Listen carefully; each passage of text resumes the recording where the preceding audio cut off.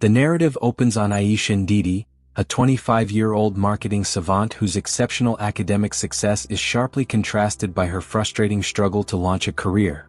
Despite her genius, the corporate world remains closed, until a desperate newspaper ad from Aethelred Innovations, a failing legacy company, offers the exact, monumental crisis her strategic mind craves. Skeptical due to her youth, the entrenched boss hires her only as a last resort, unwittingly setting the stage for Aisha to not just save the firm, but to radically transform it into a global powerhouse, cementing her place as the youngest and most formidable CEO in the industry. If you liked the video and have subscribed to my channel, let's move on to our story. Enjoy watching. The diploma, framed in polished ebony, leaned against the chipped plaster of the mantelpiece in the living room, a silent, weighty testament to 5 years of relentless academic conquest.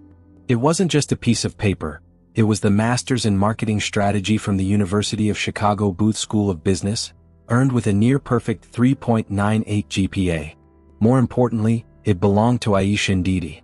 Aisha, at 25, had the kind of mind that saw the economy not as a chaotic jungle but as a complex, perfectly solvable algorithm. She could dissect the faltering market share of a century-old corporation, identify the single, obsolete piece of messaging holding it back, and design a surgical campaign to inject it with new life, all before her morning coffee cooled. Her undergraduate thesis at Howard University, The Algorithmic Soul, leveraging micro-influencer authenticity to drive large-scale consumer loyalty, had already become required reading in several burgeoning digital marketing firms, a fact she only knew because her former professor, Dr. Anya, still sent her breathless emails about it. Yet, here she was, 3 months after graduation, scrolling through LinkedIn for the 10th time that hour, the apartment's air conditioner humming a mournful, repetitive dirge against the oppressive Chicago heat. The irony was a bitter, metallic taste she couldn't quite rinse away. Aisha Ndidi, the girl who had consistently outperformed every peer, whose case studies were celebrated for their originality and flawless execution, couldn't land a full-time job. She wasn't asking for the CEO's chair. She was asking for an entry-level strategist role where her mind, her actual genius, could be put to work. But the job market she found was not a meritocracy. It was a gated community and she lacked the password. Her mother, Ngozi, a tireless public school administrator whose own ambition had been gracefully curtailed by the twin demands of motherhood and community service, often preached patience. "Aisha, my diamond," she'd say, her Nigerian accent a gentle, melodic lilt, "you are not struggling to find a job, the jobs are struggling to find a space big enough for you. You are a volcano and they are looking for a sparkler. Wait for the mountain that needs a mountain mover." Aisha loved her mother's fierce, unwavering belief, but it did little to soothe the gnawing frustration. Their 2-bedroom apartment in South Shore was comfortable, paid for through decades of her parents' hard work, but it was not the vibrant professional launchpad she'd envisioned for herself. Her father, Chaik, a quiet, meticulous accountant who had built a successful small practice from scratch, was less philosophical and more practical. "Show me the spreadsheets, Aisha," he'd insisted last Sunday over jollof rice. "The issue is the funnel. You are applying to the wrong companies. Your skill set is too specialized for these generic applications. You need a company in genuine distress. A place where the current strategists are failing, and the problem is so large that your youth will be less of a liability and more of a necessary risk." It was a cold, hard piece of logic, Chaik's specialty, and it finally pierced through Aisha's wall of self-pity. She was aiming too low but not in the way most people would assume. She was aiming for the well-oiled, established corporate machines that had no urgent need for radical, young thought. They wanted safe hands. Aisha had brilliant, dangerous ones. Her background was not one of inherited privilege. Her parents had immigrated from Lagos to Chicago with little more than a dream and a fierce work ethic. They hadn't been able to afford the elite prep schools or the summer internships that greased the wheels of corporate America. What they could afford was focus. Their home was a sanctuary of intellectual rigor. Dinner table conversations revolved around global economics, African history, and logical fallacies. Aisha's exceptionalism wasn't just innate, it was forged in the fire of high expectations and unconditional love. She knew the weight of her success carried their hopes, and that pressure was a motivator, not a burden. She had spent her time in academia not networking at cocktail parties but burying herself in data. She learned coding languages, mastered predictive modeling, and developed a proprietary analytical tool during her master's program that could predict the long-term success of a marketing campaign with an astonishing 92% accuracy rate. Her peers were impressed. The hiring managers, however, were intimidated. Her resume was a testament to genius. Their feedback was often a polite dismissal of overqualification or a request for more real-world experience. More real-world experience, she'd mutter to herself, pacing the small space of her bedroom. How does one gain real-world experience if no one gives you a chance to apply your theoretical genius to the real world? It was a cyclical absurdity. Today, however, she decided to follow her father's advice. She ditched the automated job boards and walked to the corner store, buying a copy of the Chicago Business Journal, the thick, glossy paper publication that represented the old guard of the city's commerce. She made herself a strong espresso, sat at the kitchen table, and began to flip through the classified section, something she hadn't done since she was a teenager looking for tutoring gigs. She skipped the marketing coordinator listings and bypassed the e-commerce manager postings. She was looking for a cry for help, a desperate corporate SOS. And there it was on page 11 under the header, Strategic Rescue Required. The print was dense and antiquated. The company name, Aethelred Innovations, rang a faint bell, something about industrial logistics and antiquated supply chain technology. The job description was less a list of duties and more a primal scream. Chief Marketing and Strategic Communications Officer. Aethelred Innovations, a foundational leader in logistics technology for over 4 decades, is seeking an unorthodox, radical mind to revitalize our failing market presence. We are not looking for incremental growth. We are looking for a complete paradigm shift. Operations are faltering. Market share has been halved in 3 years. Internal morale is at an all-time low. This position requires someone with a proven ability to think outside the established corporate framework. Must be willing to challenge the status quo at every level. This is a turnaround opportunity for a visionary. Age and traditional experience are secondary to demonstrable strategic genius. Send cover letter and detailed, unique strategy proposal, not a resume, to CEO's private office. A slow, cool burn ignited in Aisha's chest. A complete paradigm shift. Unorthodox, radical mind. Age and traditional experience are secondary to demonstrable strategic genius. It was Chike's spreadsheet made flesh. This wasn't a job, it was a crusade. It was a company already on its knees, offering her the keys to the kingdom simply for the chance to stand again. This company needed a volcano, and she was ready to erupt. The other job listings were sparks. This was the mountain. Aisha didn't reach for her meticulously crafted, 3.98 GPA resume. She reached for a fresh legal pad and her favorite fine-point black pen. The job posting specifically asked for a strategy proposal, and Aisha knew, with the kind of certainty that only comes from true genius, that she needed to deliver one that was not only brilliant but physically and aesthetically different from anything else the CEO would receive. She needed to treat the application itself as her first, most crucial marketing campaign. She spent the next 72 hours in a state of suspended animation, fueled by caffeine, mathematical models, and her conviction. She didn't write a cover letter, she wrote an executive summary of the Aethelred Renaissance, a 5-page triple-column document complete with a SWOT analysis, a projected 3-year market trajectory graph, and a new single-sentence mission statement. She didn't rely on existing data. She spent a full day on public records, financial filings, and industry forums, digging into the heart of Aethelred's operational rot. The core problem as she saw it wasn't the technology, which was still fundamentally sound, but the brand's image, which was perceived as obsolete, rigid, and deeply untrustworthy by the burgeoning generation of digital-first logistics managers. Her final document was a masterpiece of conciseness and devastating clarity. The new mission statement was brutal in its simplicity. Aethelred, we move tomorrow's goods today. When she finally printed the document, on thick cream-colored cardstock, bound with a single elegant silver clip, she felt the familiar, powerful surge of adrenaline. This was it. This was the application that would either launch her career into the stratosphere or send her back to the classifieds with a deeper sense of fatalism. She placed the large envelope in the hands of the courier service agent, sealing the fate of both herself and Aethelred Innovations. The moment the door shut behind her, she realized she hadn't even taken the time to look up the CEO's name. It didn't matter. She wasn't applying to a man, she was applying to a crisis. And crises, Aisha knew, demanded a genius. The man who would soon hold her fate in his hands, Elias Thornwood, was a 60-year-old corporate titan known for his rigidity, his three-piece suits, and his absolute, unwavering skepticism of anything or anyone under the age of 40. He was the problem Aisha was about to solve, whether he knew it or not. The call came precisely 48 hours after Aisha dropped off her executive summary of the Aethelred Renaissance. It wasn't the polite HR-filtered request for an introductory interview she expected. It was a terse, direct summons from an executive assistant named Brenda. "Mr. Thornwood has reviewed your submission." Brenda's voice was a low, brittle monotone. "He is requesting your presence in his office tomorrow morning at 8 a.m. His directive was clear: bring the author of this ridiculous, arrogant manifesto. Do you accept the meeting?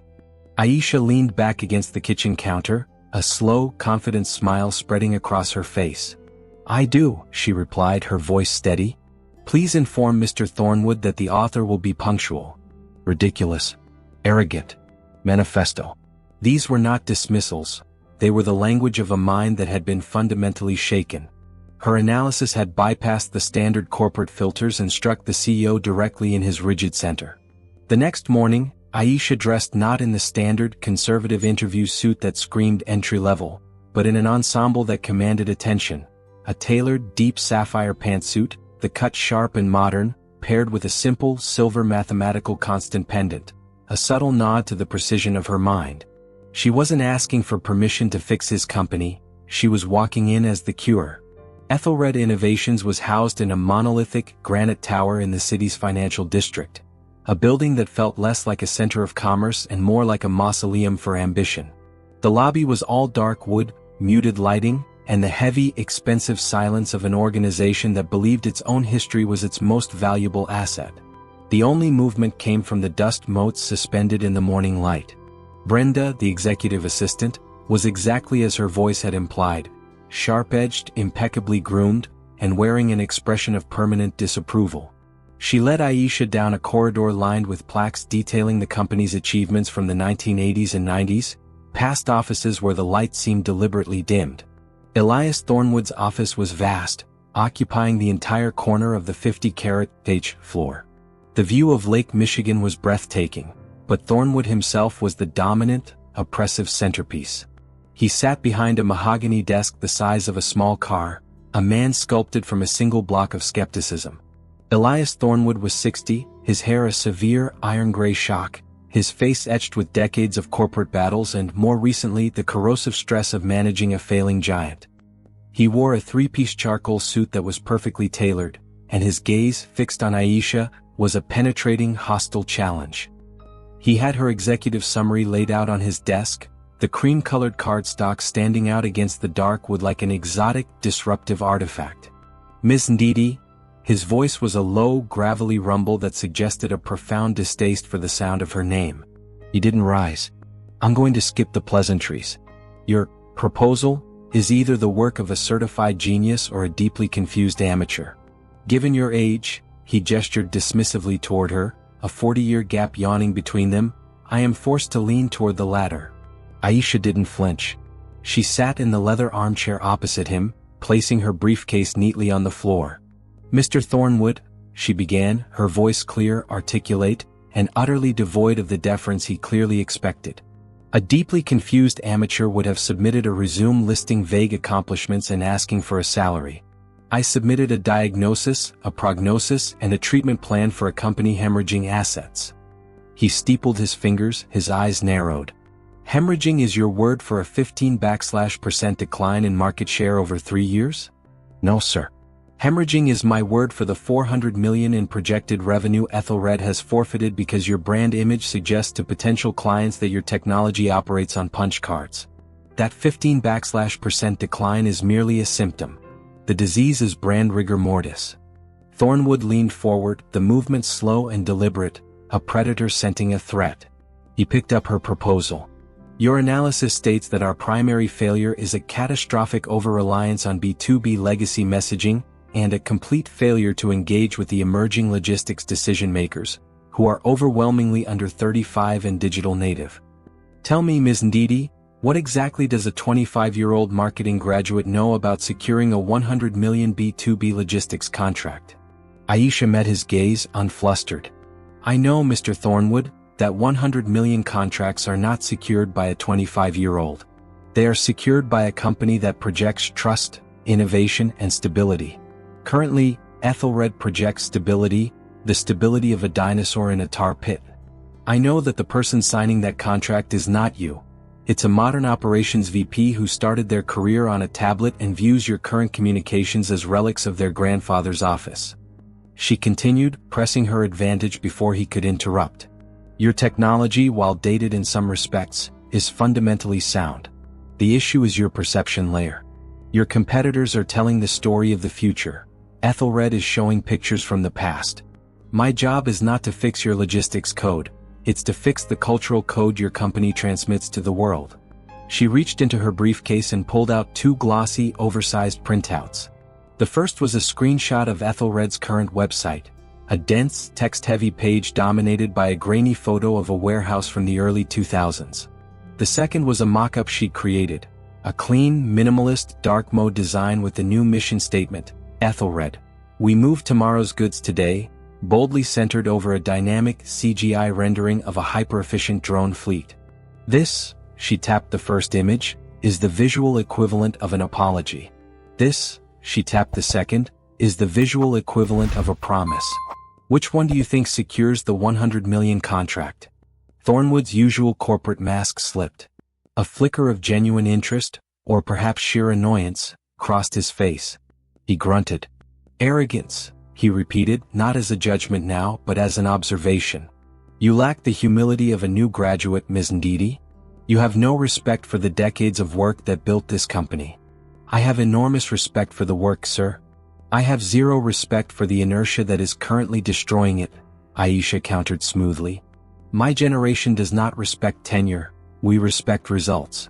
You asked for an unorthodox, radical mind. You did not ask for a humble apprentice. If you want humility, hire someone who will manage the decline respectfully. If you want a complete paradigm shift, you hire the person who respects the future enough to tear down the past. Thornwood stared at the printouts, his finger tracing the clean lines of her mock-up. He had expected a barrage of buzzwords and theoretical nonsense. He got a concise, brutal strategic execution plan backed by a clear financial argument. He had to admit, the new website design made his stomach clench with the unfamiliarity of it, but it also pulsed with the kind of vitality his company hadn't seen in 2 decades. The Chief Marketing and Strategic Communications Officer position, Thornwood said, the title now a weight in the air, is a top-tier executive role. You are 25. I have 50-year-old directors who have given their lives to this firm. What do you propose I tell them when I hand the reins to a person barely old enough to rent a car? Aisha smiled, a genuine, warm, yet utterly uncompromising expression. You tell them the truth, Mr. Thornwood. You tell them that you hired the best mind available to save their jobs. Furthermore, she leaned slightly forward, her focus intense, you tell them that they will report to me. The shift must be total. My plan requires a unified command structure. I will not tolerate sabotage from internal resistance. If you hire me, you are not hiring a director. You are hiring a corporate surgeon. And the first thing a surgeon does is establish absolute authority in the operating theater. Thornwood leaned back slowly, his eyes never leaving hers. He looked exhausted, defeated, and against all odds, profoundly intrigued. She had challenged not only his company's strategy but his very authority, and she had done it with the cold, hard logic of a machine. She had successfully marketed herself as the only possible solution. Your salary demands, he finally said, testing her one last time. My salary demands are negotiable, Mr. Thornwood, Aisha stated. My autonomy is not. I require full control over the external communications budget and a direct, unmediated reporting line to you. My compensation, however, will be heavily weighted toward performance bonuses tied to market share recovery, specifically, a 20% increase in year 1, and a 35% cumulative increase by the end of year 3. I am willing to bet my own financial success on my ability to fix your company. Silence fell over the vast, cold office. The only sound was the faint hum of the city outside. Elias Thornwood looked at the young black woman sitting across from him, a recent graduate with no real-world experience, but a mind that had just dismantled his multi-million-dollar corporation in 15 minutes. He was skeptical, arrogant, and terrified, exactly as Aisha had intended. He hated the idea of hiring her, but the alternative she had made devastatingly clear was bankruptcy. He finally reached for a document under his desk blotter. "The contract is already drafted, Ms. Ndidi. I was prepared for one of two outcomes, a dismissal or a reluctant hire. It seems I am signing the latter.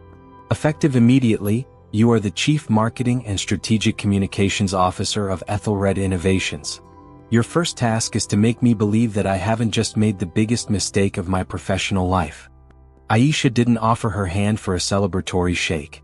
She simply nodded, the victory already a quiet certainty in her eyes. "You will not regret this, sir. You are not hiring a 25-year-old, you are hiring the best opportunity Aethelred has had in 25 years.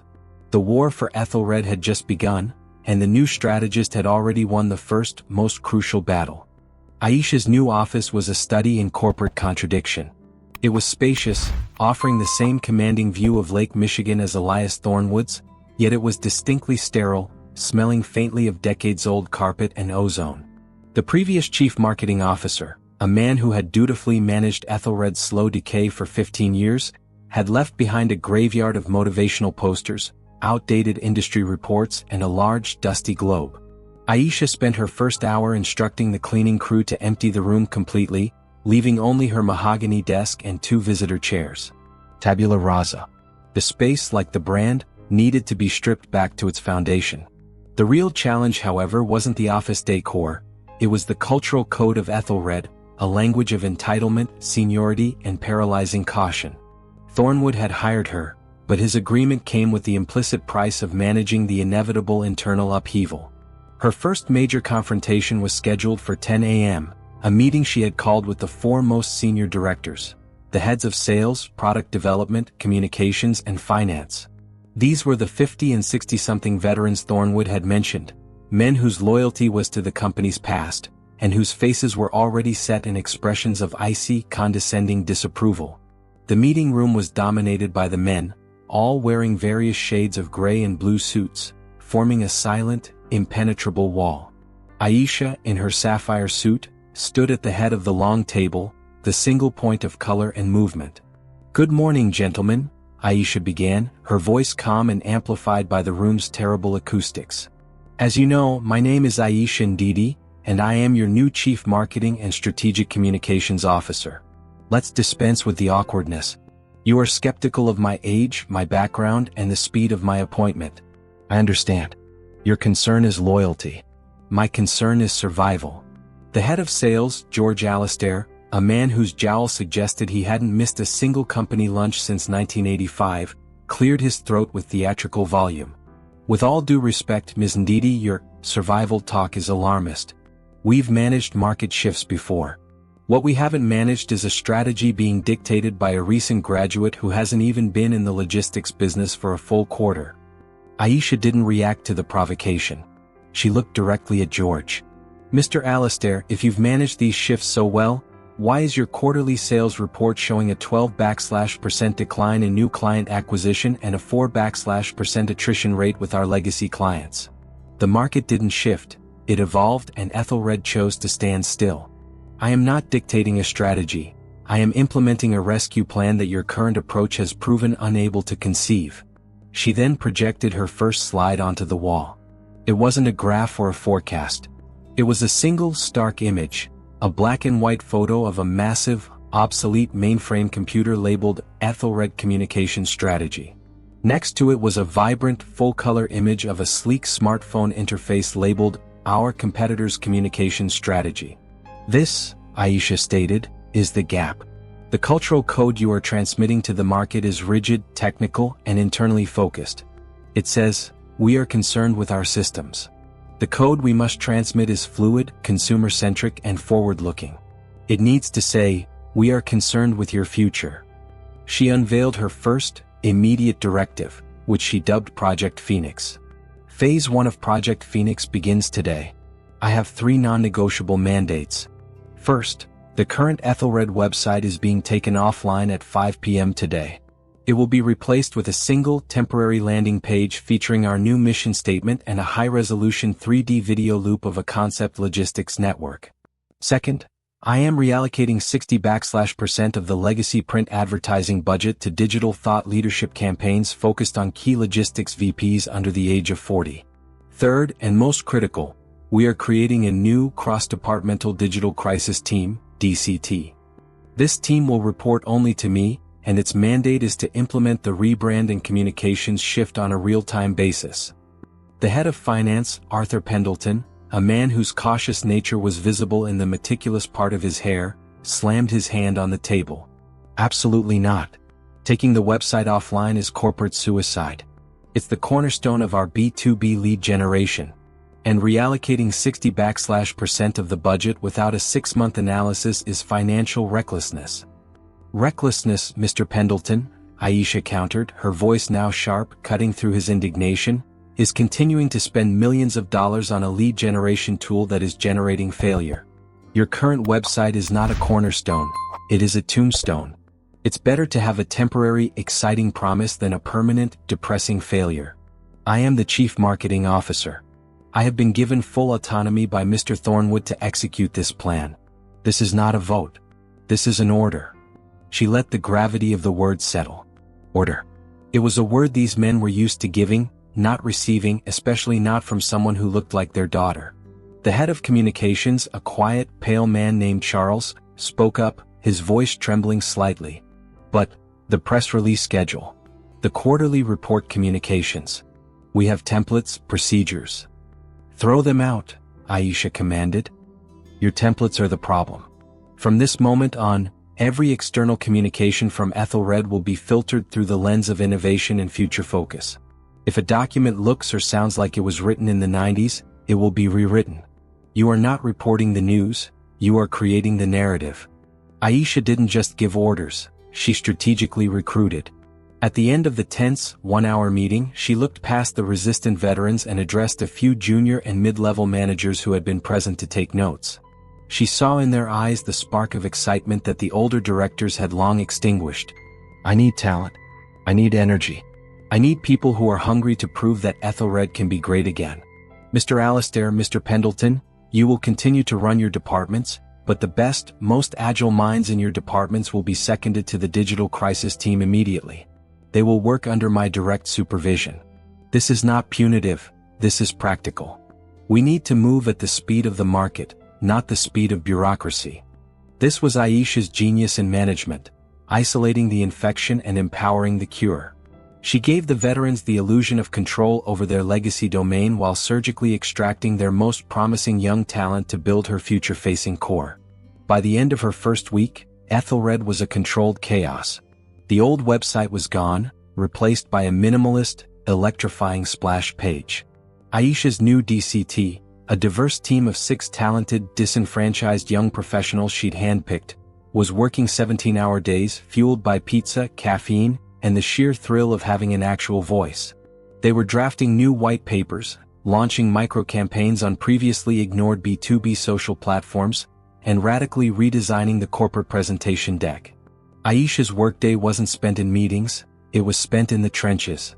She personally drafted the new 30-second video script, collaborated with the design team on the new visual language, and even spent an afternoon coding the back-end analytics to track the immediate, microscopic impact of their new splash page. She was the strategist, the creative director, and the operations chief, all rolled into one relentless force.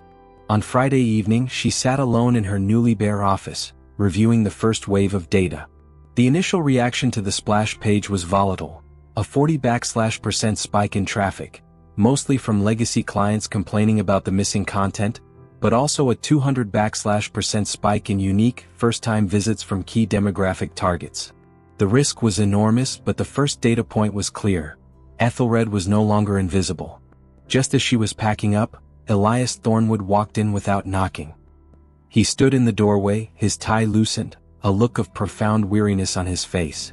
Alistair and Pendleton are threatening to resign, he stated flatly. They say you've created anarchy. They say you are destroying decades of goodwill.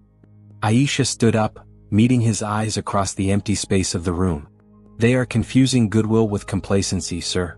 And they don't know the definition of anarchy. Anarchy is what happens when a company can no longer pay its employees. I have created momentum. Tell them to look at the new traffic numbers. If they still want to leave, let them. I've already identified their replacements. We need soldiers, not mourners. Thornwood looked around the sparse office, then back at Aisha, a faint, almost imperceptible ghost of a smile touching his lips. He wasn't pleased, but he was certainly intrigued. You have 1 quarter, Ms. Ndidi? 1 financial quarter to show me that your chaos is, in fact, strategic. If that 15% market share decline is not arrested, your autonomy ends. It won't just be arrested, Mr. Thornwood, Aisha promised, her voice laced with absolute certainty. It will be reversed. By the end of this quarter, Aethelred won't be struggling to survive, it will be preparing to dominate.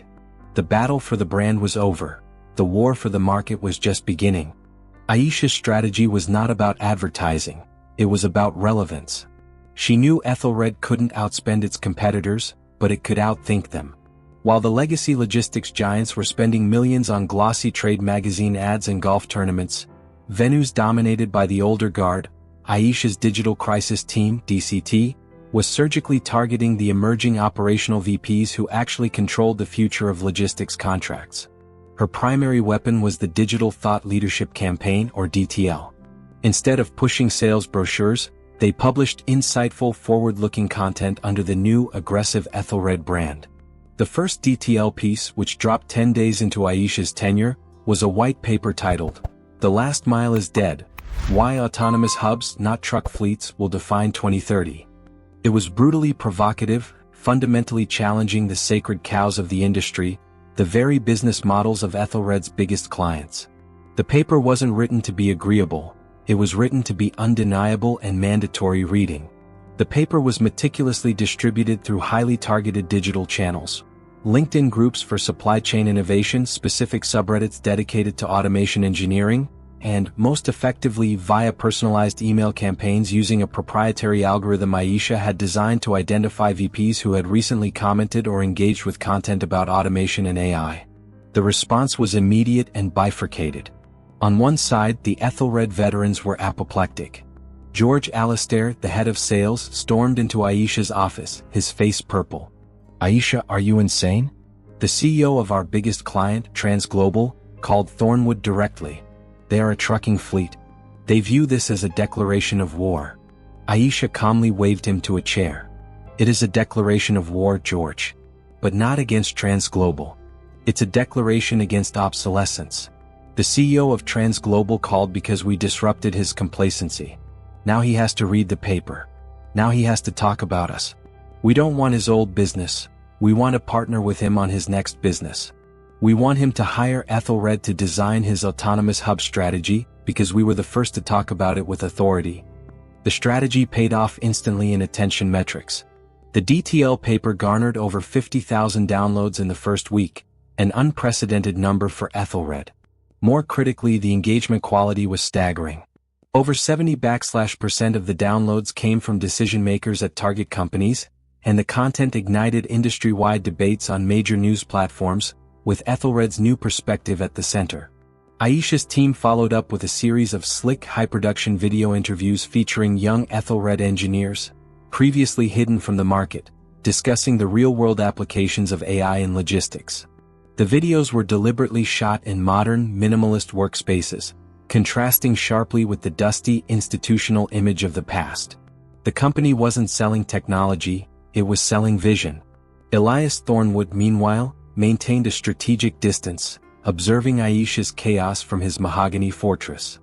He endured the complaints from his old cronies, the constant noise of the young DCT team in the newly opened Innovation Hub, and the persistent feeling that his company was hurtling out of his control. But he couldn't ignore the numbers. The website traffic, the key metric Aisha had promised, was showing sustained triple-digit growth in unique qualified visitors. The ultimate test came 4 weeks into her tenure. A significant contract worth $8 million annually with Hyperloop Transit, a fast-growing e-commerce fulfillment company, was up for renewal. Hyperloop was notoriously aggressive and had been actively courted by Aethelred's main competitor, a sleek Silicon Valley startup known for its modern branding. Alistair's sales team, demoralized and reliant on their old pitch decks, were already bracing for the loss. Aisha took over the final presentation herself. She ignored the competitors' technical specifications and the traditional pricing wars. Her pitch was a single, flawless, 15-slide presentation focused entirely on predictive data. Hyperloop doesn't need a logistics partner, Mr. Chin, Aisha began, addressing the young, sharp-witted CEO of Hyperloop. You need a future-proof partner. Your current model will maximize profit for the next 18 months. But by 2027, your cost per unit shipped will make you uncompetitive. She then presented a proprietary simulation, developed by her DCT, that mapped Hyperloop's current operational strategy onto Aisha's projected future market conditions. The simulation projected a catastrophic 22% drop in profitability by 2027 if they didn't fundamentally alter their strategy. Aethelred is not offering you a cheaper rate, Aisha concluded, tapping the final slide, which displayed the new, bold Aethelred logo. We are offering you the strategic intelligence to survive 2030. Our new strategic communications are not for show. They are the external reflection of the cutting-edge predictive modeling we will now embed directly into your operations. We don't just deliver your goods, we predict your market's demand for them. The presentation was over in 20 minutes. It was devastatingly concise and focused entirely on the client's biggest fear: future irrelevance. 3 days later, the news arrived. Hyperloop renewed and expanded the contract to $12 million, citing Aethelred's new forward-thinking strategic partnership model. This was Aisha's first financial victory, and it was a strategic knockout. It wasn't one on price or personal relationships. It was one purely on the superiority of her strategic vision, which she had effectively marketed as the core Aethelred product. The victory sent a shockwave through the company. The veteran directors, while still suspicious, were forced into silent deference. An $8 million loss had been averted and a $4 million expansion secured, a swing of $12 million in Aisha's favor, all within a month of her chaotic arrival. Thornwood called her into his office on the last day of the month. The atmosphere was different this time. He still didn't smile, but the tension was no longer hostile, it was weighted with acknowledgement. Hyperloop, he said, nodding toward a paper on his desk. Well played. Alistair's team couldn't close that deal in a decade. You did it in 4 weeks. It wasn't a sales effort, Mr. Thornwood, Aisha corrected. It was a marketing transformation. We changed the product we were selling. Before, Aethelred sold logistics. Now we sell competitive advantage. He sighed, running a hand over his tired face. The market share data for the month is back. It's flat. No decline. That 15% hemorrhage is arrested, at least for now. But you know that's not enough. Your chaos has only created attention, it hasn't secured long-term commitment. The attention is the foundation for the commitment, Aisha responded. We've stopped the bleeding. Now we begin the growth. We have defined the problem for the entire industry. The next phase is to position Aethelred as the only solution. Aisha then laid out the plan for the next quarter. It involved a complete visual rebranding, moving away from the institutional gray to a dynamic, minimalist black and silver palette. A multi-million-dollar investment into creating a free, online, Aethelred-branded, supply chain predictive tool that would function as a lead generator, and a complete overhaul of the internal sales pitch decks to focus on risk mitigation and future-proofing rather than cost-cutting. Thornwood looked at the detailed plan, which included projected cost breakdowns and revenue forecasts, and realized he wasn't looking at a marketing plan. He was looking at the company's new business model. You're not just running the marketing department, Ms. Ndidi, Thornwood observed, his gaze sharp. You're running the company's strategy. I am running the company's strategy, Aisha confirmed, meeting his stare. And by the end of this year, Aethelred Innovations will no longer be an innovation of the past. It will be the benchmark for the future. The first major battle for attention and legitimacy was won. The battle for market share was about to begin. The second quarter of Aisha's tenure was defined by a ruthless, top-to-bottom rebranding that solidified Aethelred's new identity. It wasn't merely a logo change, it was a physical manifestation of her strategic shift, a deliberate, costly signal to the market that the old Aethelred was dead. She ditched the institutional gray and navy, replacing them with a stark, modern palette. charcoal black for reliability and foundation, and a sharp electric silver for innovation and speed. The old, ornate A logo was scrapped in favor of a clean, angular design that resembled a stylized arrow pointing forward. The new look was bold, minimalist, and, most critically, indistinguishable from a tech startup, not a logistics dinosaur. The rebrand touched everything: the website, now permanently in its sleek, dynamic form, the corporate stationery, the uniforms of the field technicians, and even the paint on the company's fleet of vehicles. The cost was substantial, causing Arthur Pendleton, the head of finance, to require daily antacids, but Aisha defended every dollar. "We are not selling a product, Arthur," she'd stated. "We are selling a visual promise. If that promise looks cheap, our service will be perceived as cheap." The rebrand campaign culminated in a major launch event, not a stuffy industry conference, but a high-production, live-streamed digital presentation that targeted their young VPs directly. The centerpiece of the launch was the rollout of Aisha's masterpiece, the Aethelred Supply Chain Predictive Tool, ASCPT. The ASCPT was a complex piece of proprietary software that Aisha and her DCT had rushed to complete. Its function was simple yet revolutionary. It allowed any logistics manager from any company to input a few key variables: commodity, destination, volume, and current transit time, and receive a free 5-year predictive market risk assessment based on Aethelred's superior data modeling. The tool was designed to be instantly useful and highly addictive. It didn't just give a risk score, it subtly demonstrated where a company's current logistics partner, usually not Aethelred, was failing to account for future variables like resource scarcity, geopolitical shifts, or emerging automation tech. The catch was brilliant. The tool was free, but to unlock the most detailed, actionable insights in the full, custom-generated mitigation pathway, the user had to submit their name, job title, and company contact information. The ASCPT was not a marketing tool. It was the most sophisticated lead generation engine in the entire logistics sector. Upon launch, the ASCPT went viral within the industry. Logistics VPs, notorious for their skepticism and reliance on internal data, found Aethelred's free insights too valuable to ignore. Within the first 2 weeks, Aethelred collected over 5,000 highly qualified leads, senior decision-makers from key target companies, a pool of prospects that would have taken the legacy sales team 2 years to generate. Elias Thornwood watched the dashboard metrics, his perpetual frown slowly yielding to grudging awe. The conversion rate from ASCPT leads to initial sales discussions was 15 times higher than the old cold calling method. The market's reaction was seismic. Competitors tried to mimic the tool, but they lacked Aethelred's deep, proprietary data models, a testament to the decades of quiet data collection Chaik and Ngozi's generation had worked to preserve. Aethelred had effectively weaponized its data, transforming its institutional history from a liability into the industry's most valuable asset. The internal atmosphere mirrored the external success. The DCT was no longer an internal renegade team. It was the engine room of Aethelred's growth.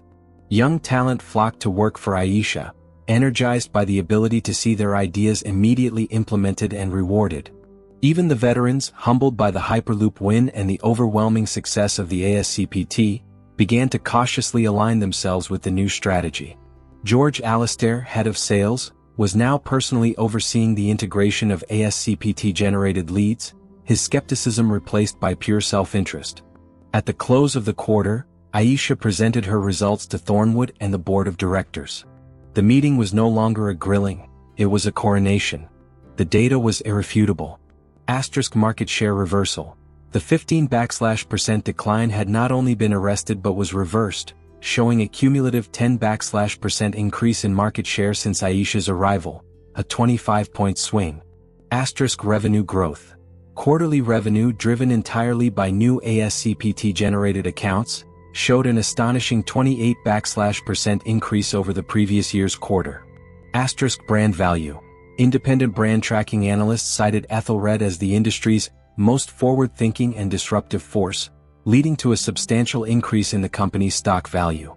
Aisha presented the figures not as statistics, but as the inevitable outcome of a mathematically sound strategy. "Gentlemen," she addressed the board, "the problem was never the logistics. The problem was the narrative. We were telling a story of comfort. The market demanded a story of foresight. We fixed the narrative and the revenue followed." The 15% market share loss is not only recouped, we have now established a competitive advantage that is based not on price, but on our proven capacity to predict and mitigate risk. Our competitors are now forced to react to our vision. Aethelred is no longer a follower, it is the benchmark. Thornwood leaned back in his chair, his eyes gleaming with a mixture of pride and a realization of the force he had unleashed. The skeptical old titan had found his successor. He had hired a consultant and found a savior. After the board adjourned, voting unanimously to grant Aisha a massive performance bonus and an expanded budget, Thornwood pulled her aside. "You have won, Aisha," he said, using her first name for the first time. "You have performed a miracle. This company was on life support and you didn't just resuscitate it, you gave it a new heart. However," he paused, his gaze hardening slightly, "you have also created a paradox. You have become the single most important asset this company has. The market, the board, and the employees now rely on your personal vision. The business model cannot rely on one person's genius forever." "That's why the next phase is critical, Mr. Thornwood," Aisha replied, knowing exactly where he was going. "The next phase is institutionalizing the genius. We move the strategic thinking out of the DCT and into the entire corporate structure." Thornwood nodded slowly. "That requires a deeper integration. It requires a transition of power at the very top. I am 60 years old, Aisha. My plan was to save the company, stabilize it, and retire gracefully in 3 years. You have compressed that timeline into 6 months." He walked over to his window, looking out over the city that Aethelred now dominated. "I have never seen anything like it. You are not just a strategist, you are a force multiplier. I want to ensure Aethelred's long-term future, and that future is you. I have already begun the paperwork to elevate your position. Effective at the start of the next fiscal year, I will step down as CEO. The board is fully prepared to appoint you as my successor." Aisha felt a jolt of pure triumph. It wasn't the money or the title, it was the validation of her mind, the ultimate proof that genius, when applied with ruthless precision, always wins. The 25-year-old marketing graduate, once struggling to find an interview, was about to become the chief executive officer of one of the fastest-growing companies in the world.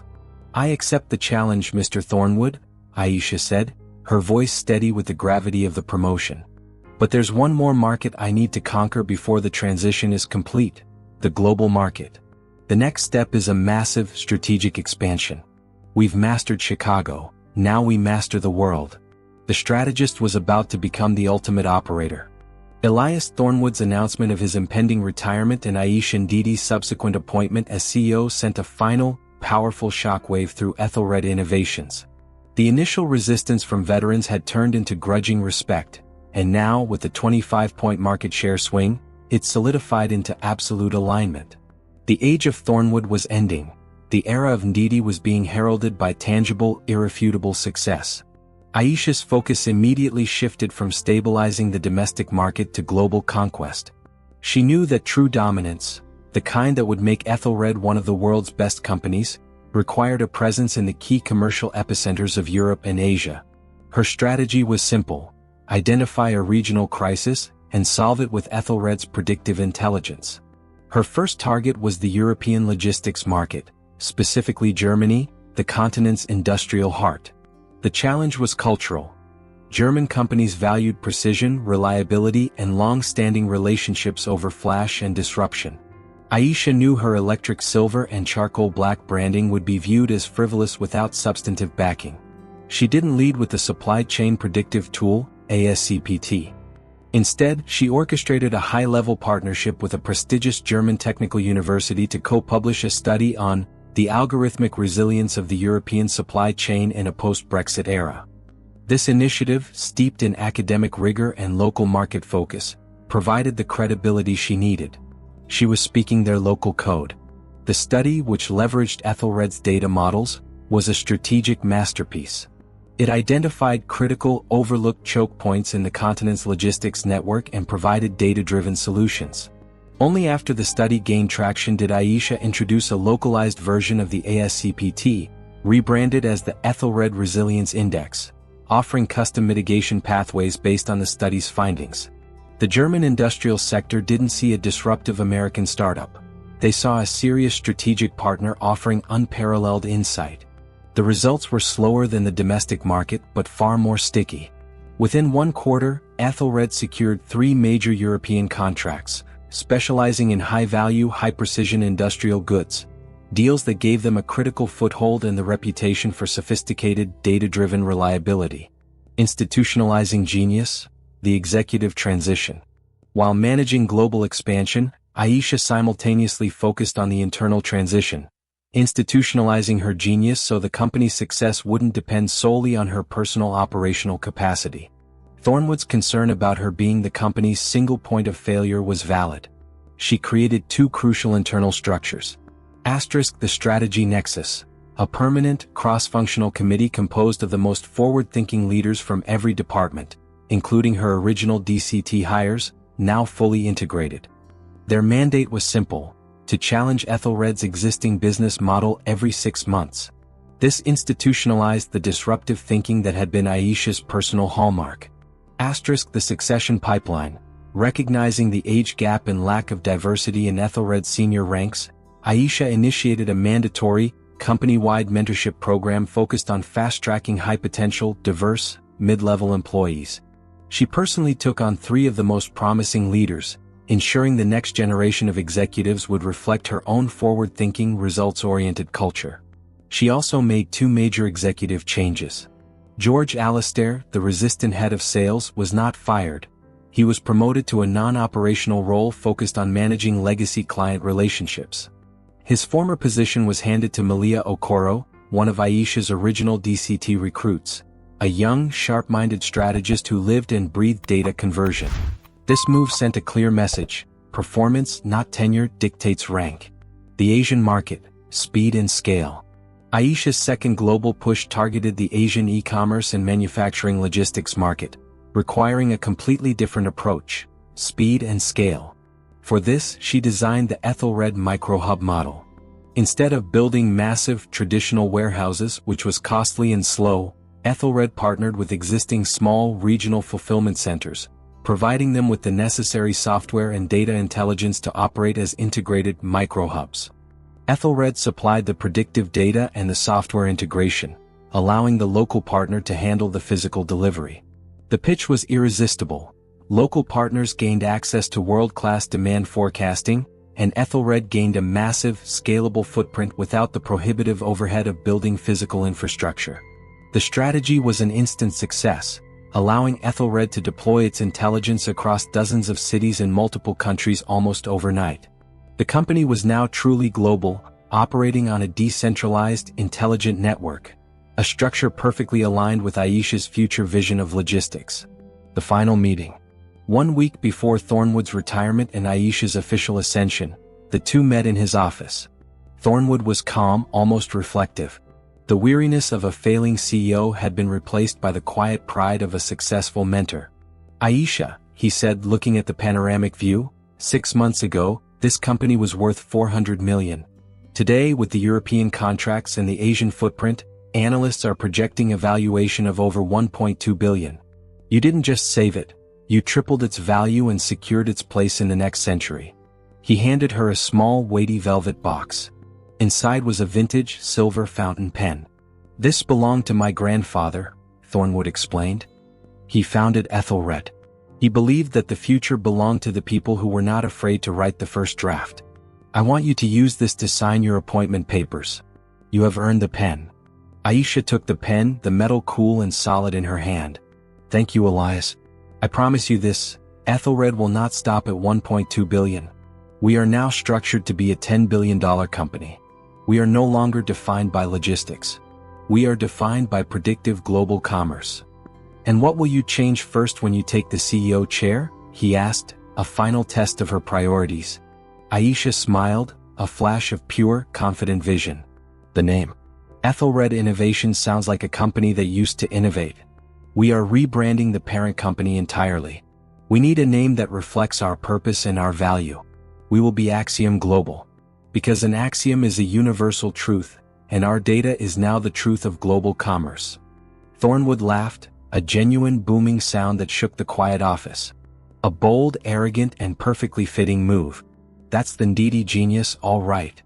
The 25-year-old strategist was ready. She hadn't just gotten a job, she had taken over a legacy and transformed it into a global powerhouse. The rebranding to Axiom Global wasn't just a change of stationery, it was a cultural shift that finalized the separation from the archaic image of Aethelred. The new name, suggesting a foundational truth of the market, perfectly encapsulated Aisha's philosophy. Data-driven prediction was no longer a service, but a self-evident, irrefutable necessity for global commerce.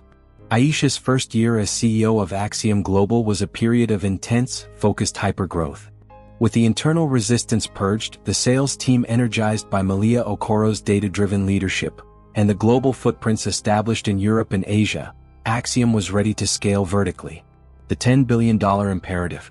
Aisha's new mandate was simple: hit the $10 billion valuation mark within 3 years. She achieved it in 18 months.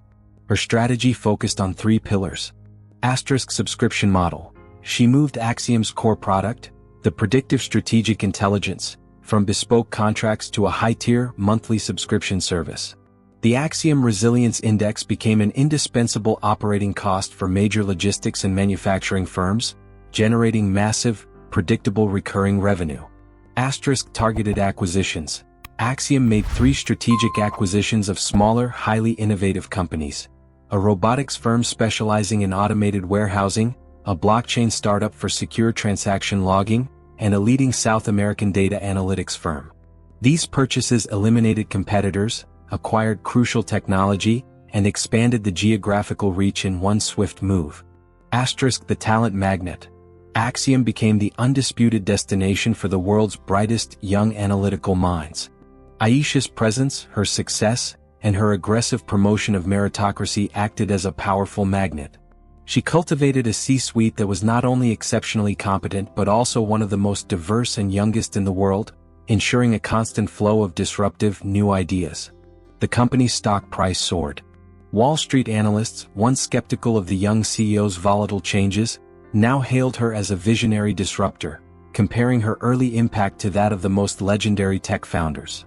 Axiom Global was no longer a logistics company, it was a global intelligence platform that happened to specialize in the movement of goods. The personal reality of the crown. While the corporate world saw a figure of relentless control and flawless execution, Aisha's private life was a constant negotiation with the demands of the CEO role. Her long-standing habit of spending Sunday evenings with her parents, Ngozi and Chike, became her only inviolable routine. Her mother, Ngozi, was her emotional anchor. "My volcano is burning brightly," she'd remark, always proud but always practical. But remember, a volcano must also rest or it consumes itself. Her father, Chike, found a new role as Aisha's silent, strategic consultant. He had an innate accountant's sense for financial stability. When Aisha presented him with the $10 billion valuation projections, he didn't focus on the headline number. Instead, he meticulously reviewed the debt-to-equity ratio and the cash flow statements. "The numbers are beautiful, Aisha," he'd observed. "But the true genius is not in the growth. It is in the predictable, sustainable structure you have built around it." Aisha didn't have to worry about the veterans like George Alistair and Arthur Pendleton anymore. They were now fiercely loyal, having become millionaires several times over thanks to Axiom's skyrocketing stock options. They were the proud, albeit bemused, keepers of her revolutionary culture. The global recognition. The moment of ultimate validation came 15 months into her tenure.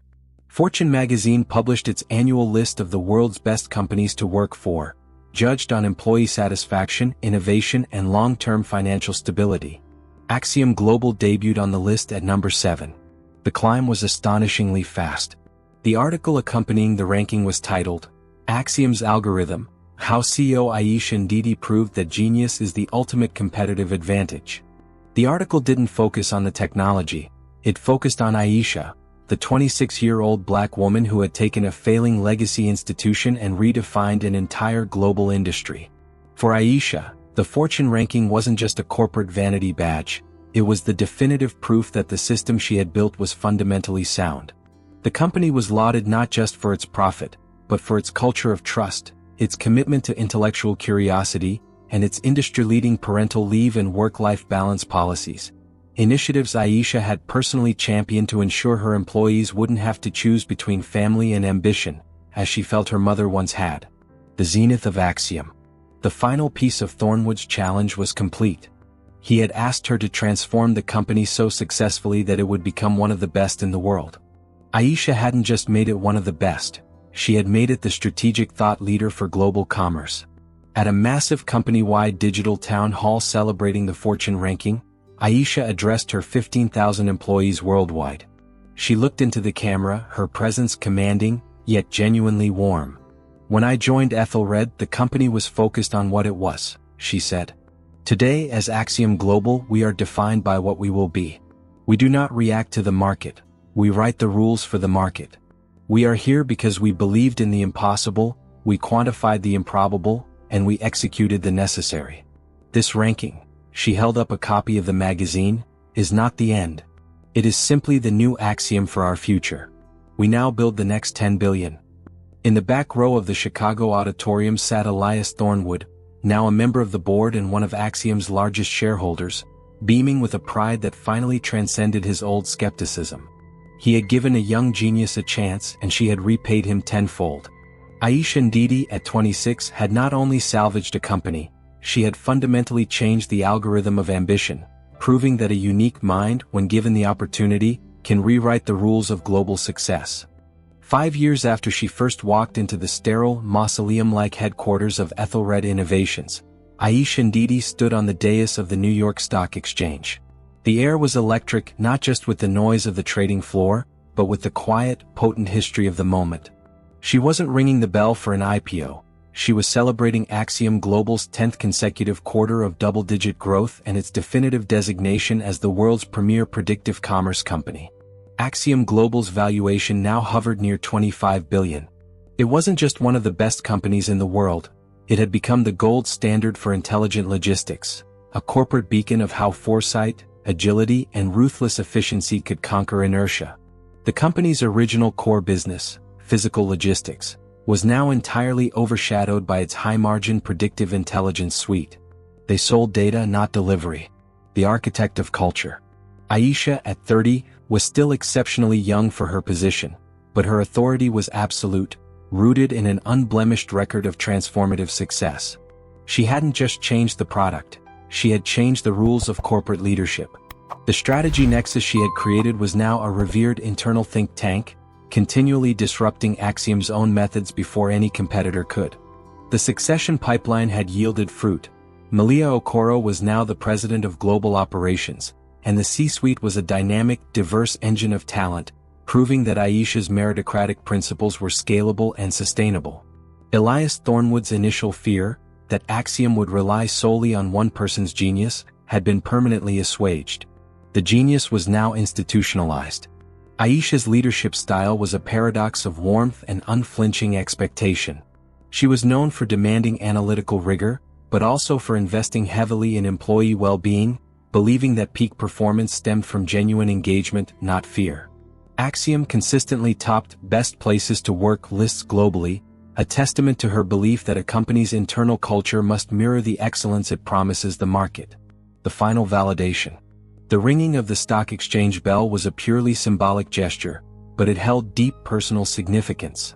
As she stepped away from the podium, Aisha noticed her parents, Ngozi and Chaik, seated in the front row of the visitors' gallery. Their journey, which began with ambition in Lagos and continued with sacrifice in Chicago, found its zenith in this moment of their daughter's unassailable success. Later that evening, at a quiet dinner, Chaik handed Aisha a printed, leather-bound document. It was a meticulous financial summary of Aethelred on the day she had applied, juxtaposed with Axiom Global's final quarter report. The numbers were astronomical, but Chaik's personal note at the bottom was what mattered. The spreadsheet no longer measures decline, but exponential growth. You saw the solvable algorithm where others saw a sinking ship. I am proudest not of the zeros you added, but of the equation you solved. Ngozi, ever the philosopher, simply took Aisha's hands. My diamond. The job was never your struggle. It was the world's struggle to find a setting worthy of you. You didn't find the mountain, you built a new one where the old one stood, and now everyone must climb it. The legacy. Aisha Ndidi's story transcended marketing. It became a powerful global case study in strategic leadership, proving several essential truths. Age is not an inhibitor of genius. It is often its catalyst. Her youth provided the freedom from historical bias necessary for truly disruptive thinking. Diversity is a strategic advantage. Her unique perspective, born of her background and academic rigor, allowed her to see market opportunities that were invisible to the entrenched, homogeneous corporate structure. The future belongs to the proactive, not the reactive. Axiom Global's success was built entirely on its decision to sell prediction and foresight, positioning itself not in the current market, but in the market that was yet to exist. Axiom Global continued its relentless ascent, evolving from a disruptor into a necessary global utility. Aisha remained at the helm, a figure of transformative power, her initial search for a job she liked having culminated in the creation of a corporate dynasty. She had sought opportunity in a newspaper ad and in doing so, had rewritten her own destiny, saved a struggling company, and fundamentally altered the landscape of global commerce. The woman who was almost dismissed for her youth now stood as the definitive measure of what true strategic genius, coupled with unparalleled opportunity, could achieve. Her success was the axiom, the universal, self-evident truth, that the mind always conquers the market. Dear viewer, if you've watched up to this point, thank you for your support. I have a small request. If you enjoy my stories, you can subscribe to the channel, and don't hesitate to share your thoughts about the stories in the comments. Enjoy watching. Thank you for listening. Don't forget to subscribe to the channel and like the video.